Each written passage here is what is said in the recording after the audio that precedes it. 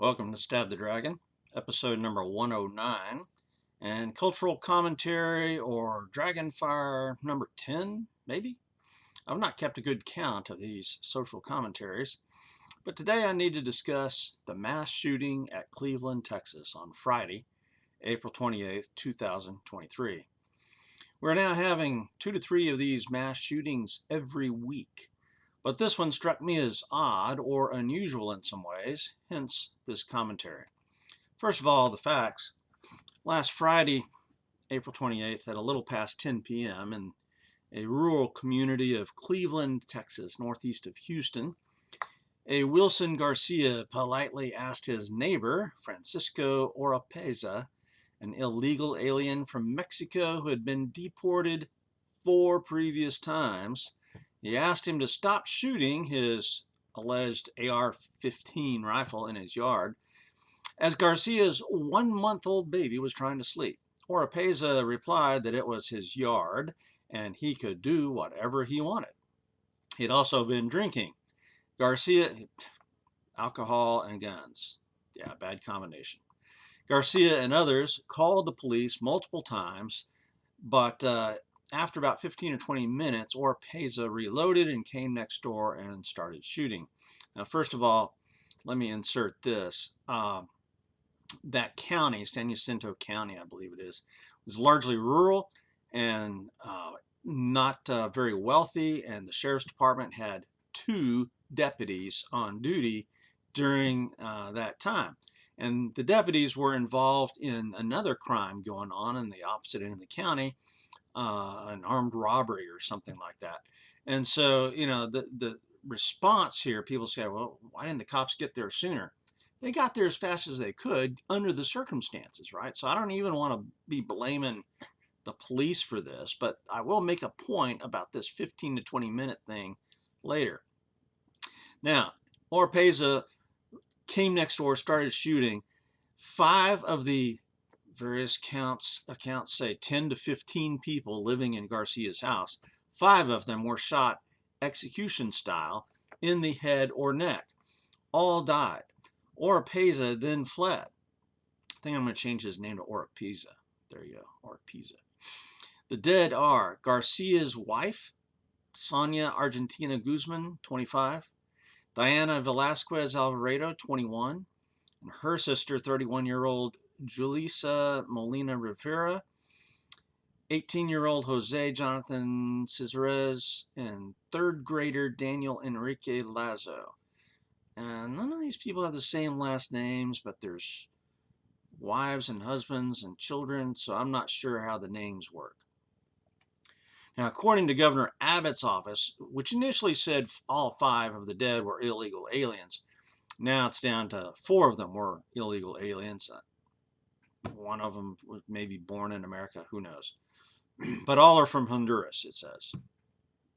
The search for Oropeza involved about 250 officers from the local sheriff's office, Texas Department of Public Safety, the Highway Patrol, FBI, U.S. Marshal's Office, and the Border Patrol. A combined reward from various agencies equal to $100,000 was being offered.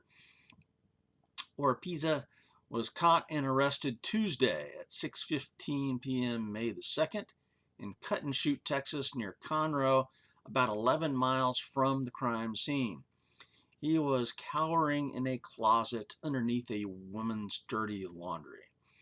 3 to 4 people, including his wife, or common-law wife, or girlfriend, or partner, Divimara Lamar Nava, were also arrested for helping to hide him. So after he shoots 5 innocent people, several other people decide, oh, let's hide this guy. Let's take care of this guy.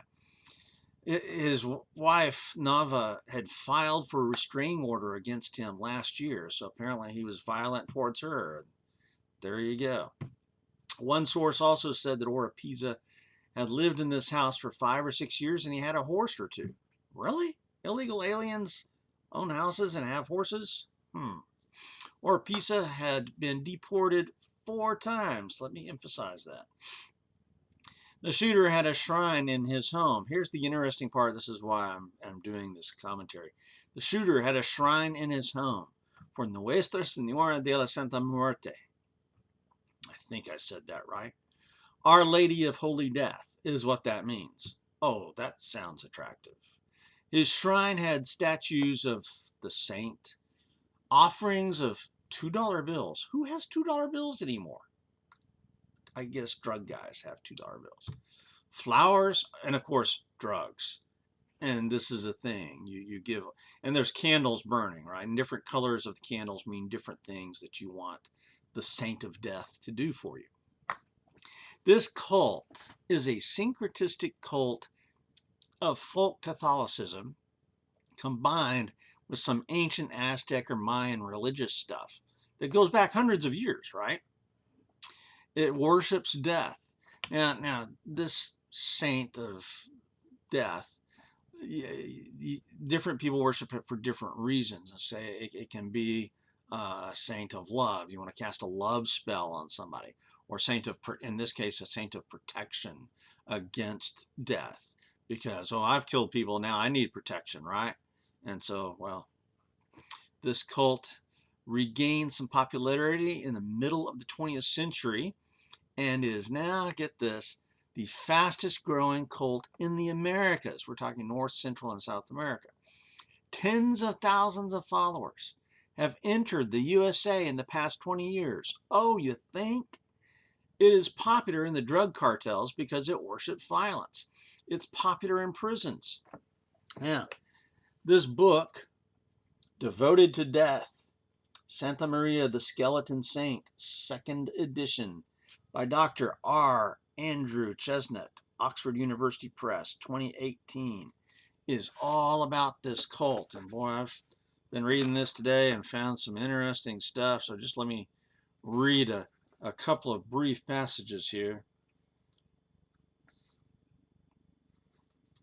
One of the clear signs of her fluidity, that is the saint, can be seen in the fact that across the United States, Walmart sells t-shirts adorned with her iconic image. Way to go, Walmart. Yay, Wally World. In Mexican, Texan, and Californian prisons, the cult of the Bony Lady is so widespread that in many she is the leading object of devotion, surpassing Guadalupe and even St. Jude, the patron saint of lost causes. Over a couple of beers in June 2009, Roberto, the author's nephew, detailed the devotion to Saint Death among prisoners, but also painted a picture of an entire prison system involved in her veneration. Of the roughly 150 cells in the prison, Roberto estimated that in approximately 40, inmates had erected makeshift altars to the powerful lady who they trusted could free them sooner than later. Lines of cocaine, prison moonshine, cigarettes, and marijuana joints figure among the common offerings at her altars. Offerings are also taken onto inmates' backs, chests, and arms by fellow prisoners, are inked onto inmates' back. In other words, tattoos. Tattoos of the angel of death, according to Roberto, are more popular than ones of any other saint. There you go. In addition to this, listen to this. Those who are there to serve time, many guards, social workers, and attorneys belong to the cult of Santa Muerte. This guard said 10 of his 48 fellow guards are devotees. And it's not uncommon to see lawyers and social workers at the prison sporting the gold medallions of the saint on their chests. There you go. Prison system. Hooah. It's all about the saint of death, apparently. So, at any rate, that's what this Oropesa guy was worshiping. Now for some more commentary here. Illegal immigration is a key to this whole story. Now, many people would immediately say, oh, don't mention illegal immigration, just as the status of the victims, just focus on the crime. Good, leave politics out of it. You cannot leave politics out of this. This crime is a result of politics. politics is all woven throughout this story. It is a typical leftist emotional trick that you should ignore their part of the story, the crime, the illegal immigration thing. Ignore that part of the crime. Illegal immigration is illegal. It's a crime, okay? And so you have a crime and then criminals committing other crimes against other criminals. There you go.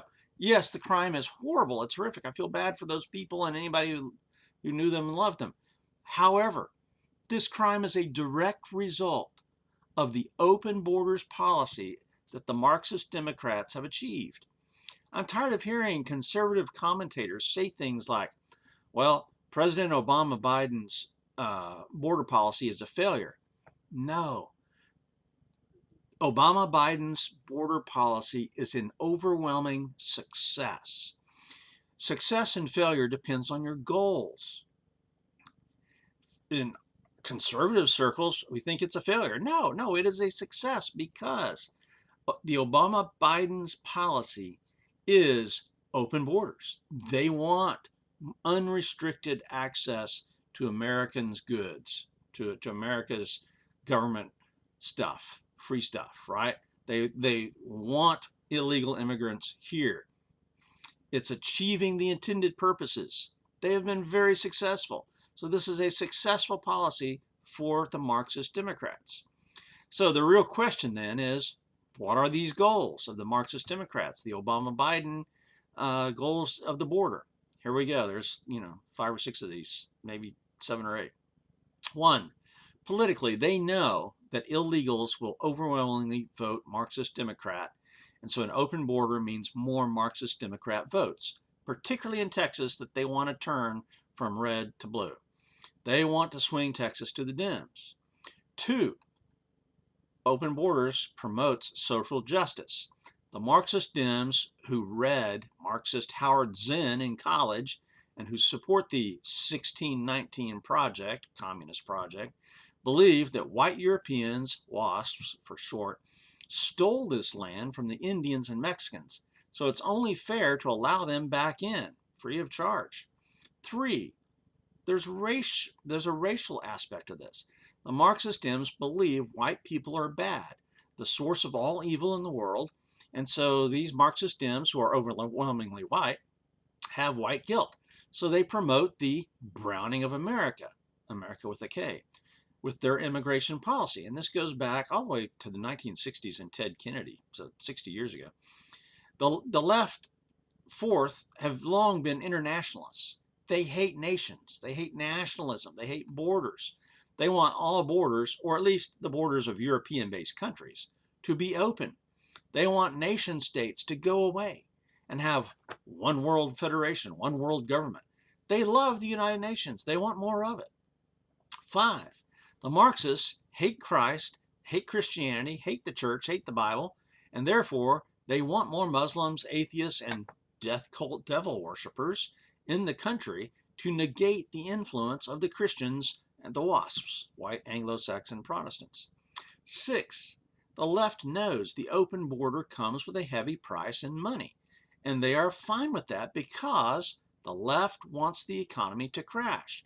People look at the policies of the Obama-Biden administration and say, oh, it's a failure. No, in their view, it's a success. Inflation is a success. Bank failures are a success. Government spending out of control, that's on purpose. They want to crash the country economically so that they can do away with the U.S. Constitution and create a new world order with a new Marxist constitution. 7, the violence that comes with allowing open borders and welcoming in, heck, paying criminals to enter the country is good because it brings chaos, which helps the state gain power and helps in their goal of gun confiscation. More violence by illegal immigrants? Great, that's a success. We can use that to confiscate AR-15s or whatever. 8, the left is also a death cult, just like Oropesa had, because of abortion, homosexuality, the trans alphabet soup stuff. All of that is anti-life, it's pro-death. The left worships the same devil as this demon-possessed or appease it. Just different names. They worship him in nice, expensive clothes in Washington, D.C. So what are the solutions? Well, politically, the Republicans in Congress and the states and courts must continue fighting. Conservative media, however, we need to change our tone and quit saying the Obama-Biden policies have failed. Speak the truth. Detail what the Dems' plans are, as I have just done. Campaign and vote for change in 2024, even if it means Trump for you never-Trumpers. But, caution, I believe after the last election, 2020, the Dems have gamed and corrupted the election process. I don't think a Republican will ever win again, unless he's uniparty Republican, Democrat-like. However, despite my pessimism, if we get enough votes, it may expose the vast cheating of the Dems even more than it was exposed last time. And they have not corrupted all the states, so there's still a chance to win the House and Senate and more state legislatures and governors. So continue the political process, even though I'm pessimistic. 2. A convention of states is a must, utilizing Article 5 of the Constitution. The current system is broken. The Dems want a crisis so they can do away with the Constitution, and we're not adhering to the Constitution anyway, so we've got to beat them at their own game and do a convention of states. 3. Texas as a border state. We must build our own wall. And I wasn't a fan of the Trump wall. The Trump wall was a good start, but I personally think the wall needs to be 60 feet tall and it needs to be about 40 feet wide, steel, concrete, going down 60 feet underneath the ground. I mean, we're talking Great Wall of China, right? That's what I think. 4. This crime in Cleveland is an example of why we need guns. When seconds count, the cops are minutes away. And again, I'm not throwing shade at the San Jacinto Sheriff's Department there. They were in a no-win situation. But men, you've got to defend your families and home. Women, learn how to defend your babies and yourself. Okay, so now for some really controversial ideas. 5. Texas needs to raise our own military. It is obvious the feds are not going to help. We're being invaded. We must invoke Article 4, Section 4 of the Constitution. And since the feds are not keeping their end of it, we must do our duty and defend our state. The Texas DPS cannot do it. The State Guard surely can't. We need a for real, world-class Texas military. We needed it 15 years ago. Maybe link up with other conservative states for this. You could call it the state militia to make it have a constitutional sound, but we need our own military. 6.